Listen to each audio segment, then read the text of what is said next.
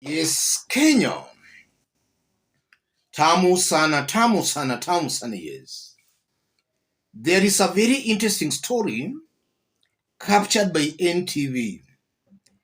Kenyans brace for three looming nationwide protests on Wednesday across different sectors.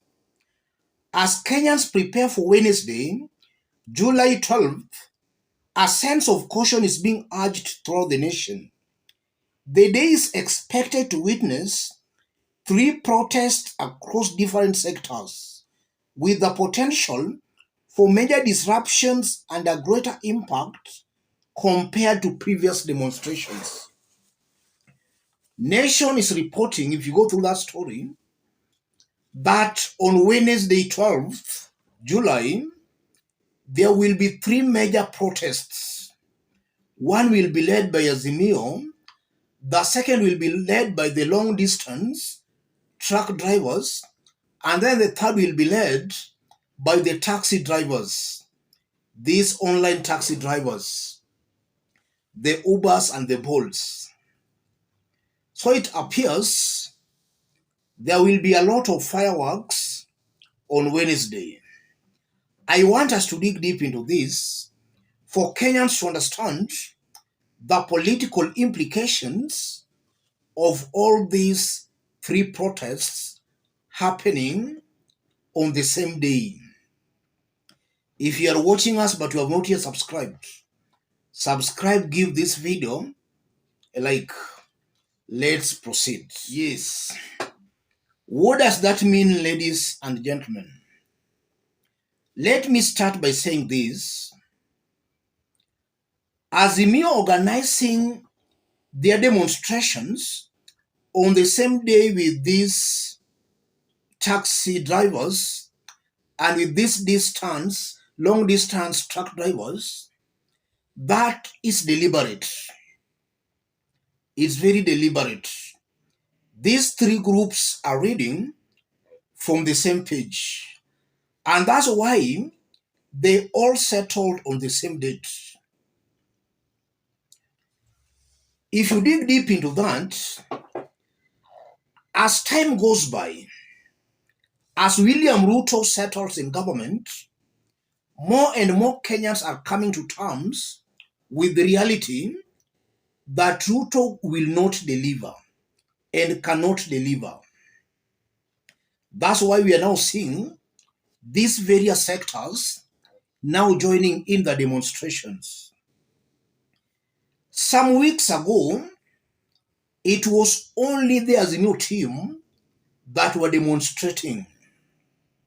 But now, you are seeing new players joining in the demonstrations. Last Friday, during the Sabasaba protests, the protests were carried out across the country, and new players joined in. And areas such as Kisii became the epicenter of the Friday's Sabasaba demonstrations. So you are seeing that as time goes by, more and more Kenyans are joining. Initially, it was just the demonstrations were just concentrated in Nairobi and in some parts of Nyanza. But from what we saw on Friday, they were all over. And even tomorrow's demonstrations, I'm seeing a very high possibility where Kenyans will also witness some new battle line zones. Yes, some new epicenters emerging. If you look on how William Ruto's government is performing, I've always maintained here, and those who have been following me here can attest to that. As time goes by, as William Ruto and his team settles in government, Kenyans will come to terms with the reality that William Ruto will not and is not able to deliver. As of now, some Kenyans still think that giving William Ruto time, he will be able to deliver. One thing that these Kenyans don't understand is that as time goes by, Power corrupts and corrupts William Ruto more and his foot soldiers.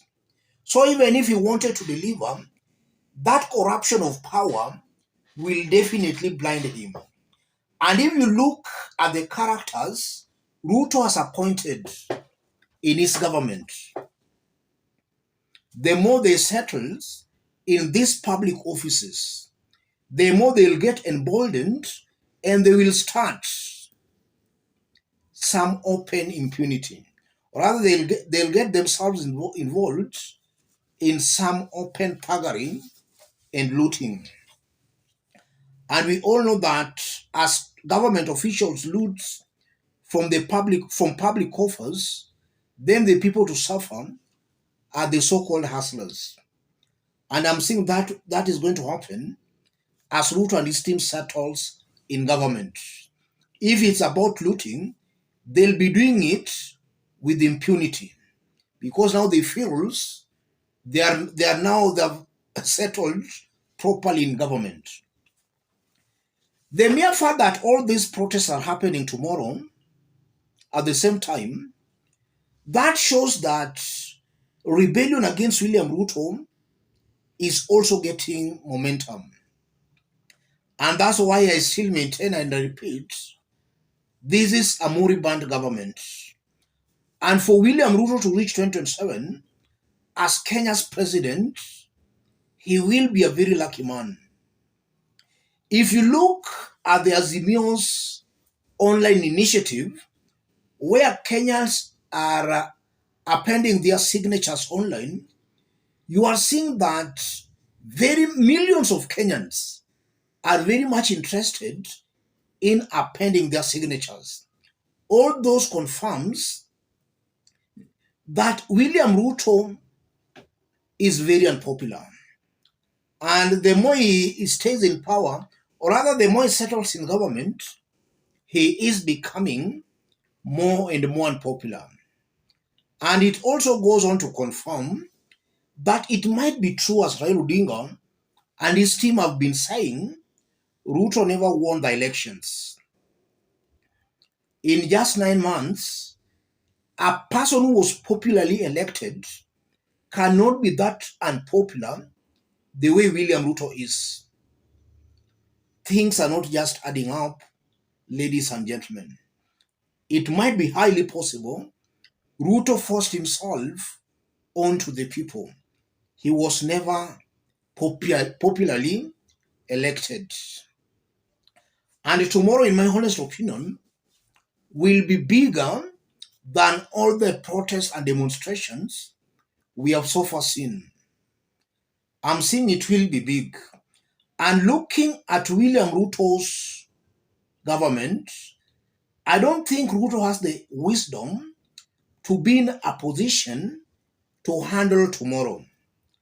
And I won't be wrong to say Ruto might shoot himself tomorrow on the foot.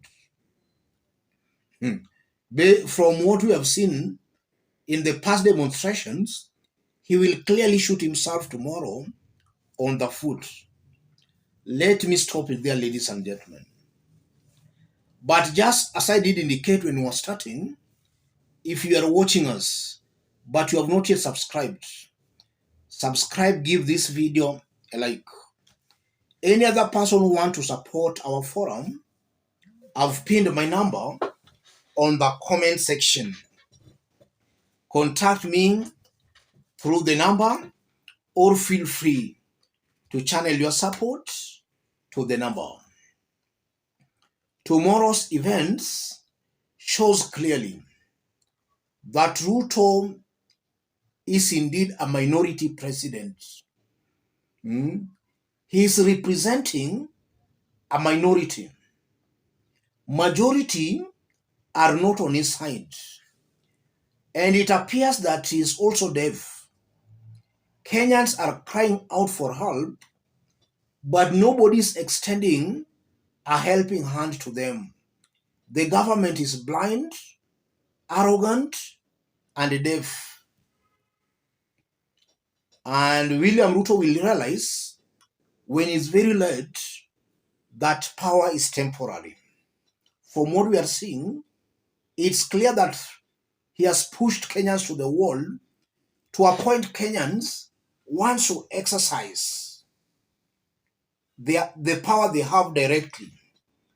The elected representatives are already compromised. Kenyans have no option but to exercise their powers directly.